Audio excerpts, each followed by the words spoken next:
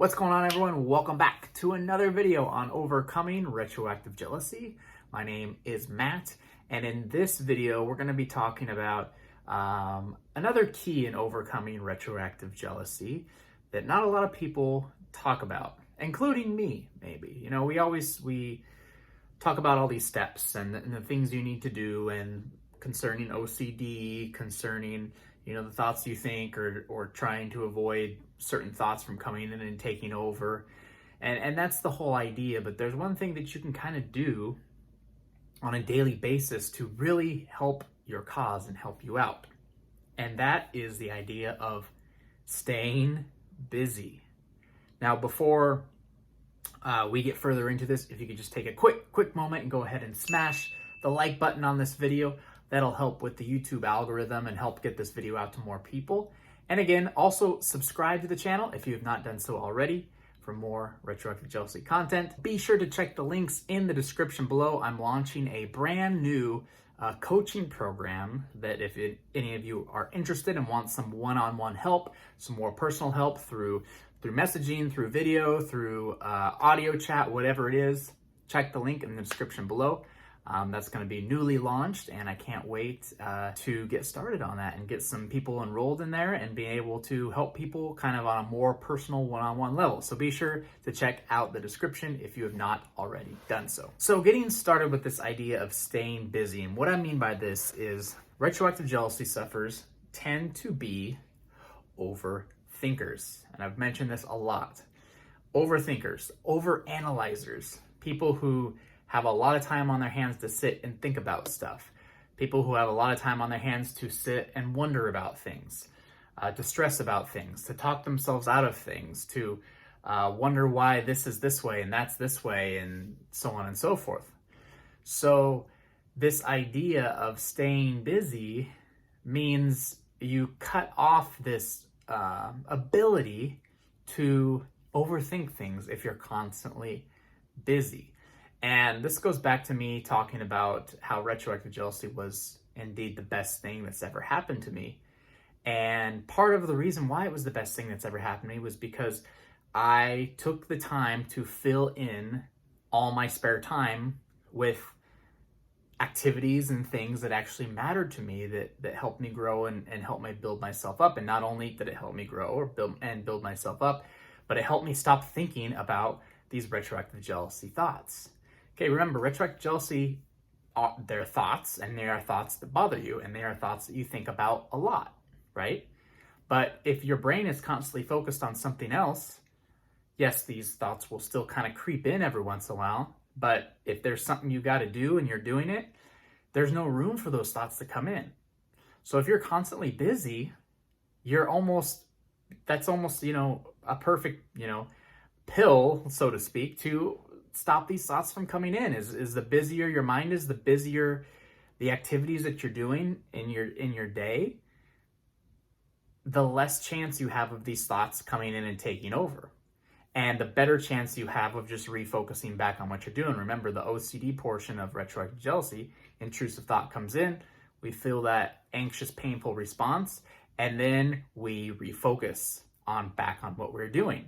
And if you actually have stuff to do, if you're actually staying busy, then that's really makes it a little bit easier to refocus back on what you're doing. And the reason this was a big game changer for me was at the time when I really suffered badly from retroactive jealousy. I worked, 6 to 8 hours a day, 5 days a week, and that was it. I didn't have anything else I was doing. My shifts were usually like 7 in the morning to 3 in the afternoon, and then that was it.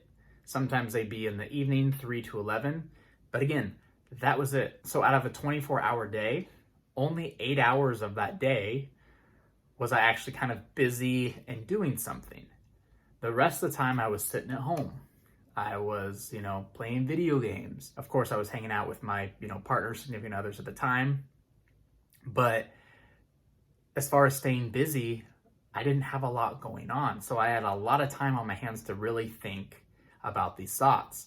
Now, when I was at work, it was easier to kind of be like, a thought would come in and I'd be like, okay, I see you thought, I feel you thought, but let me refocus back on what I'm doing. And I had a job to do, so I just refocused back. And yes, it didn't feel good, but I kept doing that. I had something to put my attention on.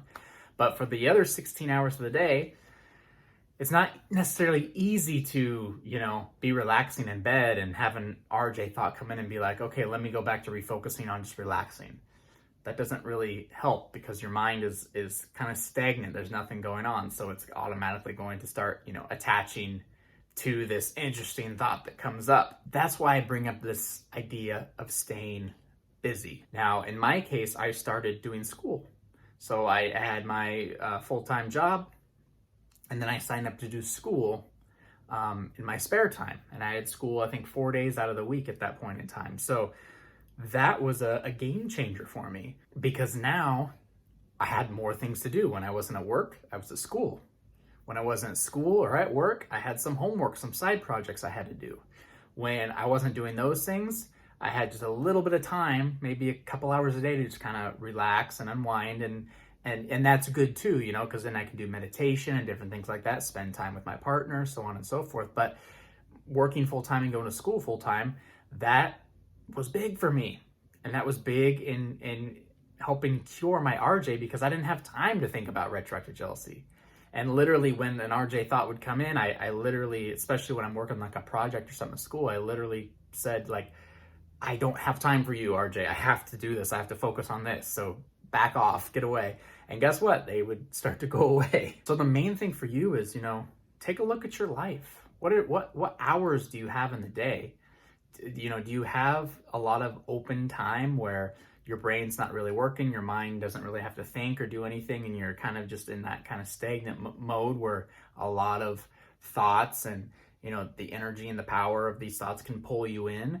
Or are you keeping busy? Are there things that you can do? Are there things that you can add into your life to not only benefit your future, but benefit you now as far as being able to overcome retroactive jealousy? And maybe that's side projects, maybe that's volunteering time, maybe that's going back to school, whatever it is, could be something like this, YouTube. Maybe there's a skill or something that you're really good at. Maybe you just want to vlog and share your life, So take time out of your day and make a couple of YouTube videos and edit them and upload them, spend a couple hours doing that. Maybe it's writing just a normal blog online. Spend a couple hours each day writing. The list goes on and on and on. Join an acting class, improv class, sign up for some sports, some extra activities, whatever it is. But plug in some little extra things into your life when you have some spare moments. Still make sure you have a couple hours in your day for you or with your partner to relax and do what you guys want to do, because I believe you don't need to change your whole life to battle retroactive jealousy.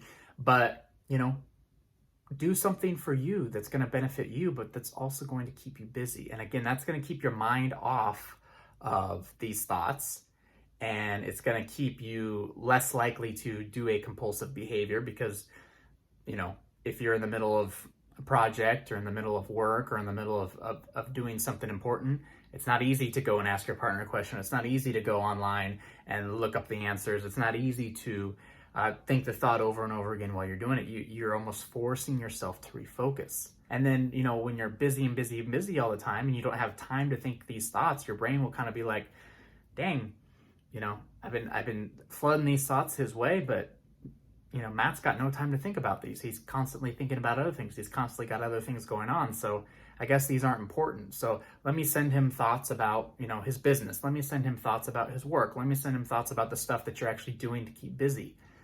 And obviously, once you stop thinking about retroactive jealousy, once it's not in the forefront of your thoughts, you're cured. You won't have retroactive jealousy anymore, right? So that's kind of my message to you today is just, again, do you have a lot of free time on your hands? Free time is good, but at the same time, you could be using some of that time to develop your skills in another aspect of your life, learning a new language, building a business, doing something on the side, doing a volunteer work, activity. And not only will that help you just become a better person overall, but it will also help you cure your retroactive jealousy in the present because you're busy. You got stuff to think about. You got stuff to do. So I challenge you to really take a look at your day, even on weekends and things like that. Take that 24 hours, what are you doing during that 24 hours? I'm sure you're sleeping for 6 to 8, whatever. I'm sure maybe you're working for 8, but then you got those leftover hours, those leftover 10 hours, 12 hours, 8 hours, whatever it is. How are you spending that time? If you're not really spending it on anything useful, if it's a lot of video games, if it's a lot of TV, if it's a lot of things like that, figure something out. Think about what you really want to do and become that person who does it, and do it. And really, it's as simple as that and as effective as that. And once you start doing it, regardless of how you feel, you'll realize how powerful this actually is. And a month from now, 2 months from now, a year from now, you will thank yourself that you took the time to do this, because not only will your retroactive jealousy cease to exist, but your whole life will have changed in unbelievable ways. If you like this video, guys, please just take one simple moment and smash that like button. Also, please subscribe to this channel for more retroactive jealousy content. I've got more videos coming for you, I promise. And also, please check the links in the description below. Still, I got my 7-day retroactive jealousy course going on. I've got the Facebook group that's absolutely free going on, and the newly announced one-on-one coaching program with me that gets you 30 days access, unlimited sessions, one-on-one, me and you. Let's do it. Let's get down and dirty. Let's kick some butt on your retroactive jealousy. You can ask me anything. It can be through video, it can be through text, it can be through audio, whatever the case is. I'm there to help you out through it. So please check the links in the description below if you're interested in that. So thank you once again for joining me, and we'll see you next video.